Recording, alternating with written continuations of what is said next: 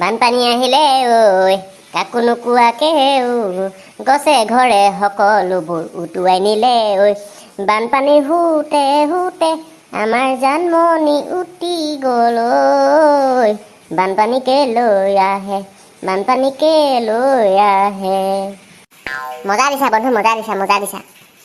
পিছে জানমণি কোননো? তোমাৰ পেয়সীগৰাকী?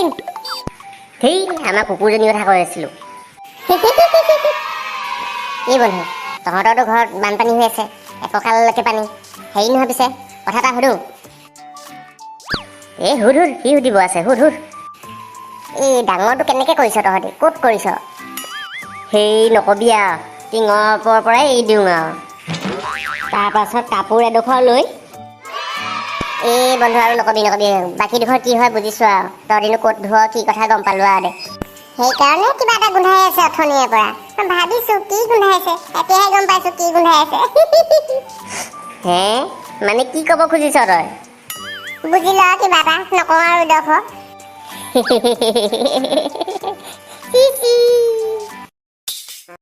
ঐ মূৰ্খহঁত, কি উৎপাত কৰি আছ? এইটো ক্লাছৰুম নে কাউৰীবা? হা? নাই ছাৰ, একো নাই, এনেই আমি ধেমালি অলপ কৰি আছিলোঁ আৰু টাইম পাছ। ধেমালি কৰিছ? টাইম পাছ কৰিছ? ৰ কালি হোমৱৰ্ক কৰিব দিছিলোঁ নহয়, কৰিলি নে? চাওঁ উলিয়া। ঐ তই উলিয়া। হোমৱৰ্ক কৰিলি নে? চাওঁ দে।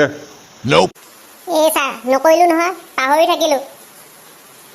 পাহৰিলি? ওলা এতিয়াই ওলা, ক্লাছৰ পৰা এতিয়াই ওলা। এই শুনক আকৌ ছাৰ। বাছ, মই একবাৰ কমিটমেণ্ট কৰাৰ পাছত মই মোৰ নিজৰো নুশুনো। ওলাইছে ক্লাছৰ পৰা। হুৰ ডাবাং ডাবাং ডাবাং ডাবাং হুৰ ডাবাং ডাবাং ডাবাং। আৰে এইটো কি গাইছ এইবোৰ? কি গান গাই থাকিব লাগিছ ইয়াত? হে ক্লাছ কৰিব লাগিছ নে গান গাব লাগিছ? আৰে ছাৰ বেকগ্ৰাউণ্ড মিউজিক দিছিলোঁ, বেকগ্ৰাউণ্ড মিউজিক। এইটো ষ্টুডিঅ' পাইছিলি বেকগ্ৰাউণ্ড মিউজিক দিবলৈ? মূৰ্খ, এনেকুৱা এটা চৰ মাৰিম ন, নিজে মিউজিক মাৰি থাকিব মগজত। ঐ তই দেখা মাজৰটো, শুনিছনে? হোমৱৰ্ক দেখা। ছাৰ ময়ো পাহৰি থাকিলোঁ নহয়। তোৰ কি হ'ল এবাৰ? তই কিয় পাহৰিলি? ছাৰ মোৰ স্মৃতি শক্তিবোৰ কমিছে, পাহৰি থকা হৈছোঁ ছাৰ কথাবোৰ। তোৰ ইমান সৰুতে স্মৃতি শক্তি কমিলে নে? বুদ্ধি উলিয়াব লাগিছ। এই ছাৰ মিছাকৈ নহয়, সঁচাকৈ স্মৃতি শক্তি কমাৰ কাৰণে মোৰ গাৰ্লফ্ৰেণ্ডেও এৰি দিলে। সেইটো আকৌ কেনেকৈ? স্মৃতি শক্তিৰ লগত গাৰ্লফ্ৰেণ্ডৰ কিহৰ সম্পৰ্ক উলিয়াব আহিছ ইয়াত? ডেইৰী মিল্কৰ চকলেট আনিব কৈছিল, পাহৰি থাকিলোঁ। মূৰতীয়ে সেইকাৰণে ব্ৰেকআপ দি দিলে।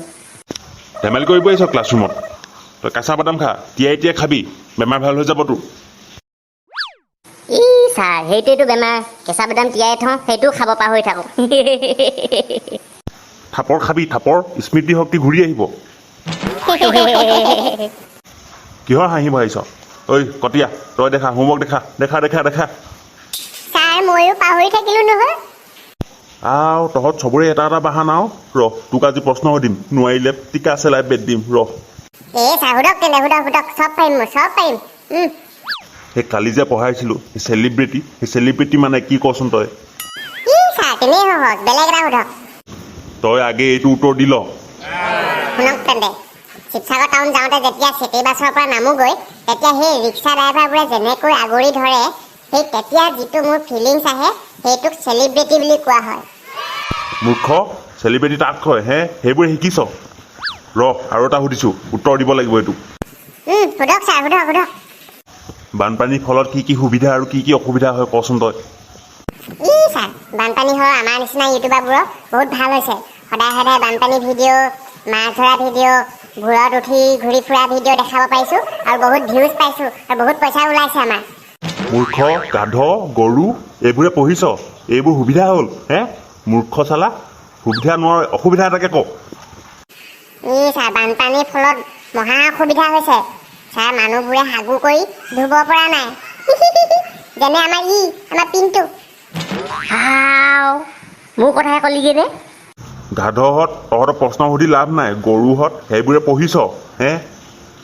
গাধহঁত, গৰুহঁত, মূৰ্খহঁত, সেইবোৰ সুবিধা অসুবিধা হ'ল, সেইবোৰ পঢ়িছ তহঁতি অত দিনৰ পৰা। মূৰ্খ চব। কিন্তু তহঁতৰ ফালে বানপানী হৈছে নহয়, ৰেচন পাইছ নাই? দিছে ছাৰ, বহুত পাইছোঁ। ইউটিউবাৰবোৰেও দিছে, চৰকাৰেও দিছে। কিন্তু ছাৰ তাই নাই কাৰণে 5 কেজি ৰেচন কমকৈ পাওঁ। কোন নাই কথা কৈছ? কাৰ কথা কৈছ তই? চা পত্নী কথা কৈছোঁ পত্নী লাইফ পাৰ্টনাৰ বুলি কয় যে ইংলিছত সহধৰ্মী আও মোৰ মুখৰ আগত এইবোৰ কথা ক'বলৈ ক'ত সাহস পালি নীলাজ মূৰ্খহঁত তহঁতক ক্লাছ কৰাটো নকৰাই ভাল মূৰ্খ চব কি বেয়া কথা ক'লো ন আবে তই মহান বে তোৰ কাৰণে আজি ক্লাছটো ইমানতে সামৰিলে গুৰুজী পলাই পটং দিলে